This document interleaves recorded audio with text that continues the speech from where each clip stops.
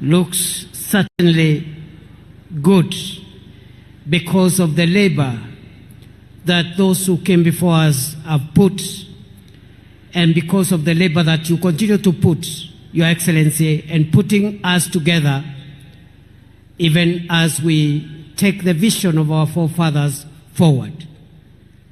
Mbaito muyaseo, mbaito muyaseo, muyaseo enge, muyaine museo, na mavira ode. Your Excellency, the President, today is not my day. My task is very simple. My task is to ask you, Your Excellency, sir, to address the nation on this very special day in the history of our country. Mr. President, welcome. Karibu sana Mheshimiwa Rais.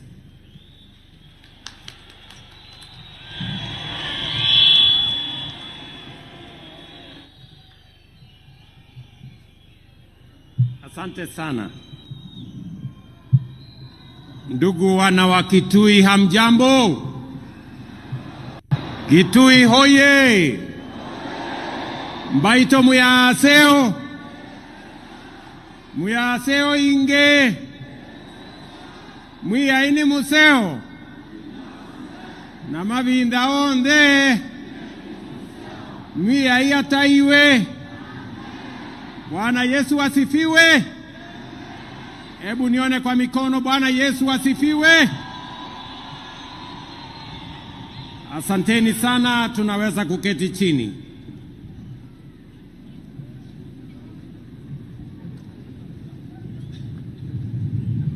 Your Excellency, Bassirou Diomaye Faye, President of Senegal. Your Excellency, Madam Adriano Alfonso Melaine, Prime Minister of Mozambique. Excellencies, distinguished ladies and gentlemen, fellow citizens, before I make my statement, wakati tulikubaliana na tukaamua ya kwamba sherehe ya Mashujaa mwaka wa 2025 itafanyika hapa Kitui kwa mara ya kwanza.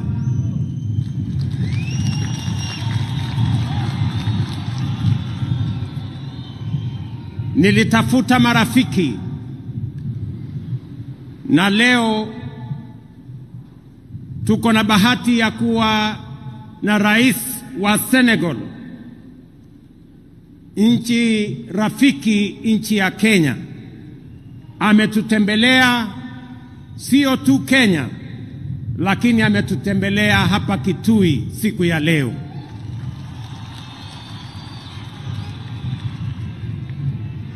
Na vile vile nilimuuliza rafiki wetu mwingine, rais wa Mozambique,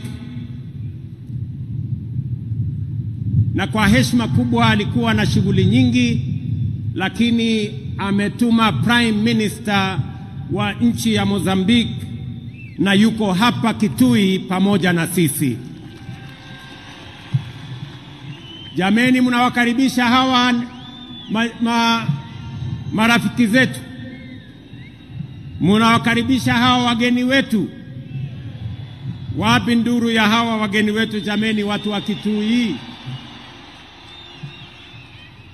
Kweli naona mmewakaribisha.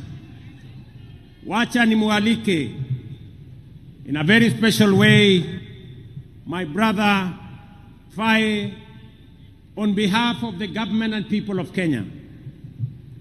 We don't take it for granted that you have taken time out of your busy schedule at home to come and visit us and participate in this national celebration, not necessarily in our capital city, but in our town of Kitui. We don't take it for granted, Mr. President, and the people of Kitui sincerely appreciate that you have made time to come all the way.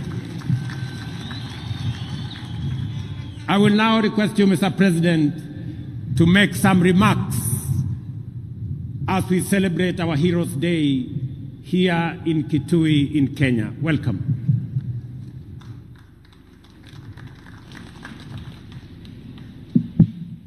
Thank you very much, Mr. President, my dear brother William Ruto, ladies and gentlemen, members of the Kenyan government, honorable members of the National Assembly and Senate, honorable members of Judiciary, ladies and gentlemen, members of the Diplomatic Corps, the Honorable County Governor of Kitui, ladies and gentlemen, habari za asubuhi.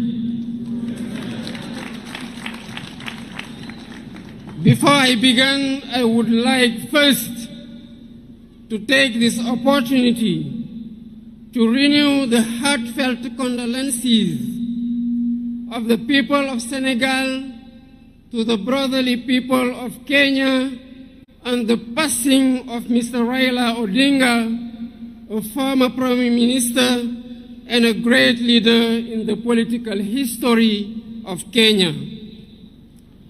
I pay tribute to the memory of the illustrious departed and express my deep compassion to President Ruto, to his family, and to the people of Kenya. May his soul rest in peace. I would like to thank President Ruto for the warm welcome and all the attention we accorded to me and my delegation since our arrival in this brotherly country, home to the wonders of Masai Mara and Kilimanjaro. I am here in the invitation of my brother, President William Ruto, as a guest of honor on this day celebrating Kenyan heroes.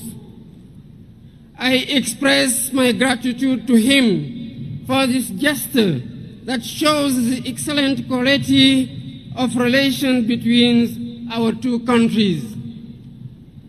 I'm also here because I'm deeply committed to the duty of remembrance. Our heroes deserve all honors. They deserve our respect. They deserve our admiration. The celebration of Kenyan heroes who risked their lives fighting for the independence of their country is a great tribute that commands respect and pride.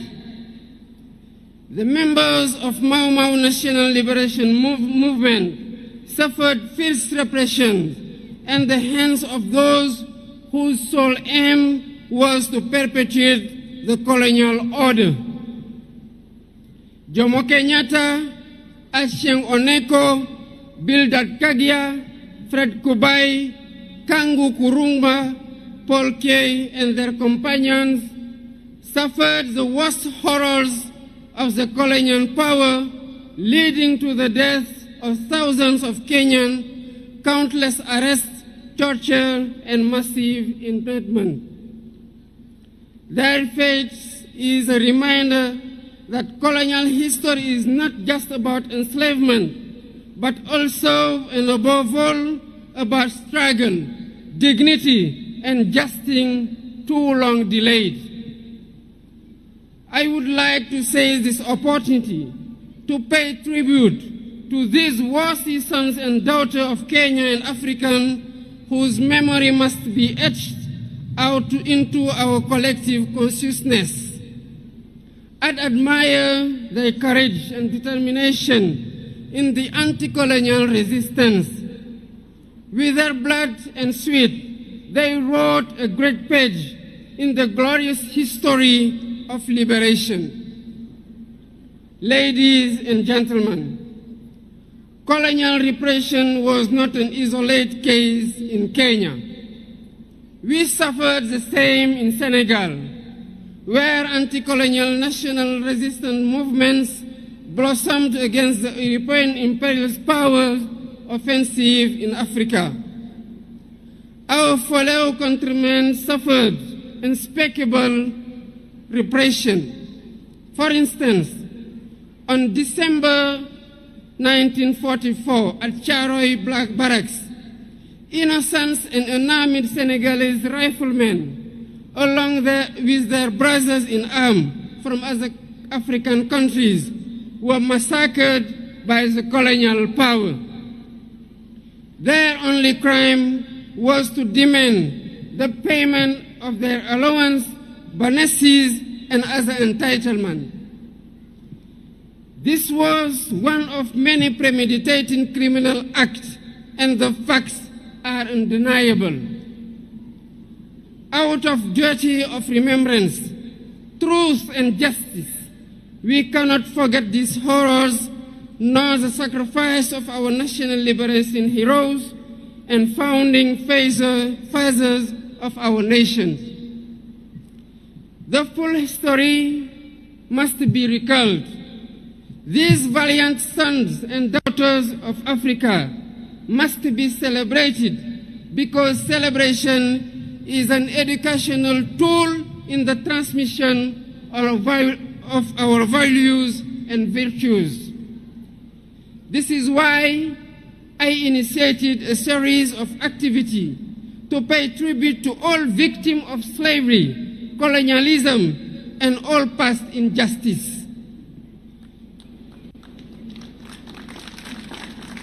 The first such initiative was to commemorate the 18th anniversary of the massacre of Senegalese riflemen last year. We are preparing to mark the second edition on December next, in communion with the 16 other troops contributing nations to the regiment commonly known as Senegalese riflemen. Ladies and gentlemen, to consolidate these various remembrance initiatives on the African continent, it is vital that we develop synergy in our efforts. I am on the view that to reclaim our history and restore the memory and dignity of these valiant Africans, we need to take several steps, including, first, build monuments and museums in honor of our heroes to serve as open spaces of reverence and remembrance. Second, build documentation and research centers to keep records, testimonies, and narratives about our heroes, while supporting research and education on this history of great African resistance fighters against slavery, colonialism, and worst form and injustice. Third, our streets, public squares, and buildings should bear the names of our heroes so that their sacrifice and faith of arms be etched into our daily life and collective history. Fourth, teach our history in our education curricula. Thus, future generation will grow up with a thorough understanding of these episodes of our past. Fifth, instead throughout Africa, days dedicated to our heroes, like the one we are celebrating today. This is what will sustain the memory of our heroes, just as sustainable energy solution, the theme of this year's celebration, will help transform our lives. With the mastery of energy and sufficiency production capacity, Africa shall build the foundation of her development, the engine for her economic transformation, and foster technological and social innovation. Long live to memory of Kenyan heroes. Long live the memory of African heroes. I thank you for your kind attention. Wapi makofi ya rais wa Senegal jameni. Asanteni sana. Sasa nimuite kwa heshima kubwa Mama Prime Minister wa kutoka nchi ya Mozambique. You're welcome, Your Excellency, to make your statement. Please. Karibu.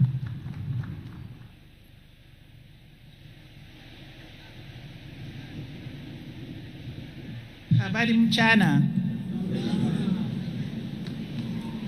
Sua Excelência William Ruto, Presidente da República do Quênia. Sua Excelência Bassirou Faye, Presidente da República do Senegal. Excelências, minhas senhoras, meus senhores, todo o protocolo observado. Your Excellency William Ruto, President of the Republic of Kenya. Your Excellency Bassirou Faye, President of the Republic of Senegal. Excellencies, ladies and gentlemen, all protocols observed.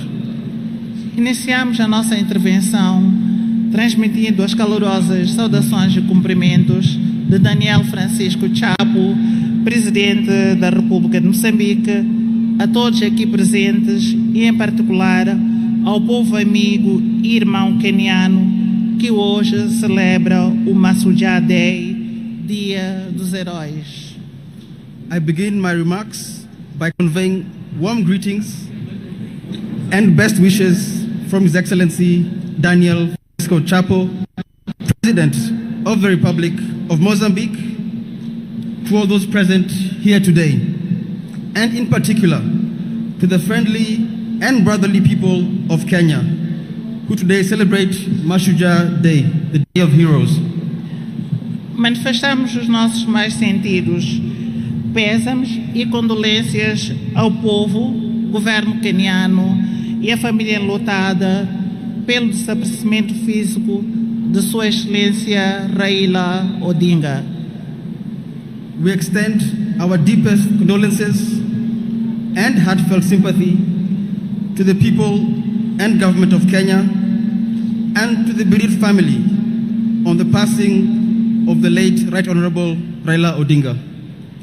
Com seu desaparecimento físico, Quênia e todos os países africanos perdem um verdadeiro nacionalista cuja voz continuará a ecoar na luta por uma sociedade mais justa e democrática. With his passing, Kenya, and indeed all African nations, have lost a true nationalist whose voice will continue to resonate in the struggle for a more just and democratic society. Excelências, as festividades e comemorações do Dia de Heróis que hoje aqui assinalamos, para além de ser um momento de recordações e homenagens, constitui um momento de introspeção e reflexão de uma nação sobre os feitos dos seus melhores filhos que lutaram, morreram e sacrificaram por uma causa tão nobre que é de libertar, construir, preservar e consolidar o seu país. Excellencies, the festivities and commemorations of this Mashujaa Day, which we mark here today, are not only a time of remembrance and tribute, but also a moment of introspection, reflection for a nation, and time to honor the deeds of its finest sons and daughters who fought, died, and sacrificed for the noble cause of liberation, nation building, preservation, and consolidation. Recordar os pais fundadores do país, Jomo Kenyatta e seus 5 companheiros, assim como outros heróis conhecidos e anônimos, em um ato de preservação da história coletiva do povo queniano. To remember the founding father of the nation, the late Mzee Jomo Kenyatta, and his compatriots and contemporaries, including the members of the Kapenguria Six, as well as other known and unknown heroes, is an act of preserving the collective history of the Kenyan people. Esta efeméride é também de reafirmação da sua visão, valores e determinação, elementos estes que continuam a servir de alicerce e bússola para a contínua construção de uma Quênia que se pretende cada vez mais desenvolvida, justa e inclusiva. This occasion is also one of reaffirmation of Kenya's vision, values, and determination, elements that continue to serve as the foundation and compass for building a Kenya that aspires to be ever more developed, just, and inclusive. Os seus ensinamentos, ideais e valores continuam vivos, não só no seio dos quenianos, como também dos povos africanos, constituindo ferramentas e referências fundamentais para que continuemos a construir e a consolidar as conquistas até aqui alcançadas. Their teachings, ideals, and values remain alive, not only among Kenyans, but also among the peoples of Africa, serving as essential tools and points of reference as we continue to build upon and consolidate the gains attained thus far. Na unidade reside a força, liberdade e dignidade que todos almejamos. In unity lies the strength, freedom, and dignity we all seek. Termino agradecendo pelo convite endereçado a Moçambique para participar nas celebrações desta efeméride tão importante para o povo queniano e agradecendo a hospitalidade que nos tem sido concedida desde a nossa chegada. In conclusion, allow us to express our sincere appreciation for the invitation extended to Mozambique to participate in the commemoration of this occasion, which is of great importance to the people of Kenya. Muito obrigada. Asante sana.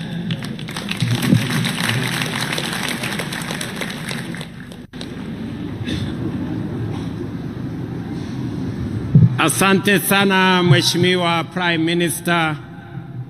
Wapi makofi ya mama Prime Minister wa kutoka Mozambique jameni, asanteni sana. Today we gather as a nation, as one people, here at Ithookwe Stadium in Kitui to celebrate Mashujaa Day, our National Heroes Day. Mashujaa Day is an occasion for remembrance, for celebration, and for reflection, and also a day for renewal. As you all know, yesterday, we bid farewell to one of our country's most consequential and impactful sons, a towering statesman, a resolute patriot, and a quintessential hero, the Right Honorable Raila Amolo Odinga, our former Prime Minister. This is the man, the legend, and the Pan-Africanist to whom we dedicate this Mashujaa Day. It is for this reason, fellow citizens, in his solemn memory, that I invite us all to now stand and observe a moment of silence in honor and celebration of his remarkable life and service to our great country, our continent, and to humanity.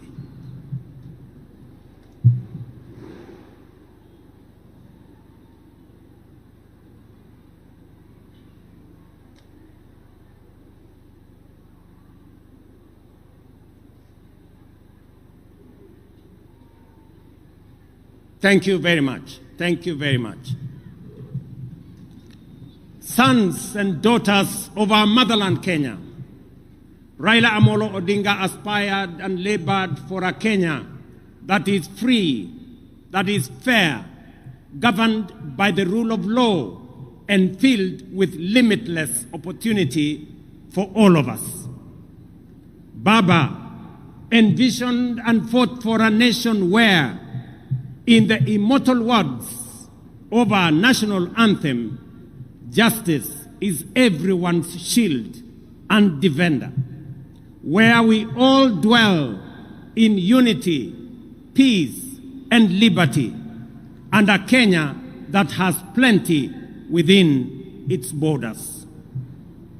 It goes without saying that it is precisely because of great and irrepressible giants like Raila that we find within ourselves the courage and inspiration to go further, to dream bigger, and to pursue higher ideals.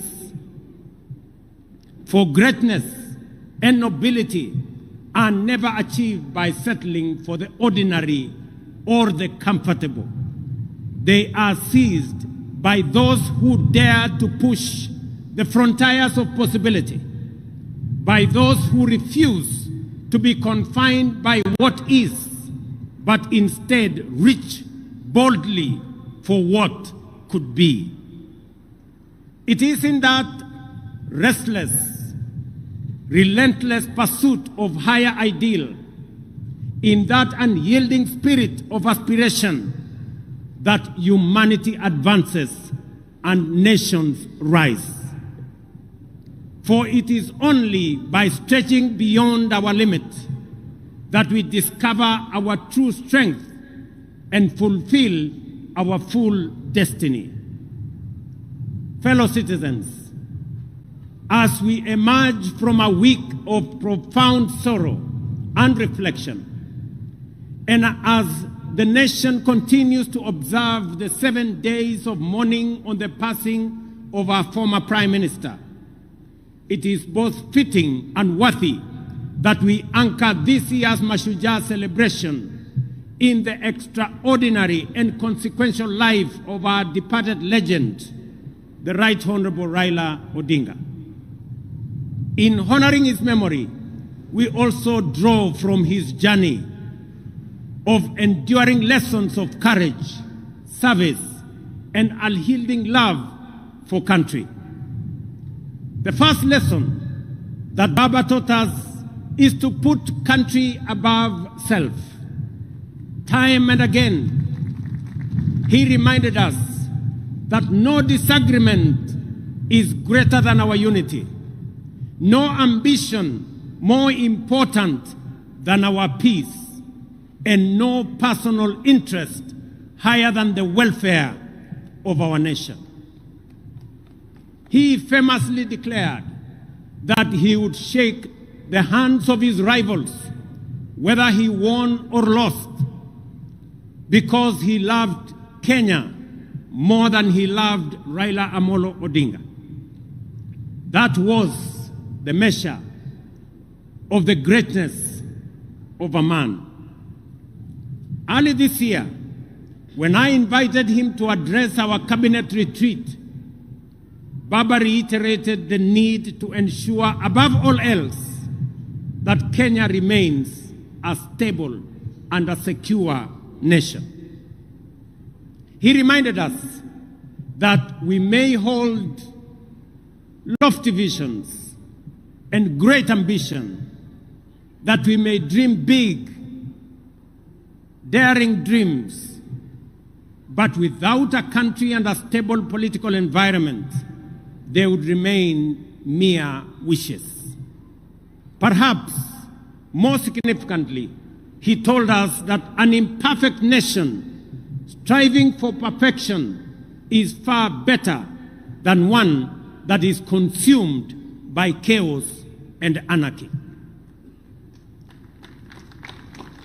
And he could readily point to countries in our region that were once stable, but later descended into turmoil and disorder, and decades on, they are yet to regain their stability. There are people still enduring untold suffering and loss. This is the critical lesson that those who criticized and faulted Baba for working with us to stabilize the nation forget or refuse to acknowledge, or they just simply don't care. When some saw the opportunity to bring down their competitors, even if it meant bringing down the country, Baba chose the stability of Kenya. For Agwambo, the specter of a failed state was too grave to contemplate. He understood that leadership is not about personal pride, but about preserving the republic, not about victory in politics, but about preserving the stability of the nation we love.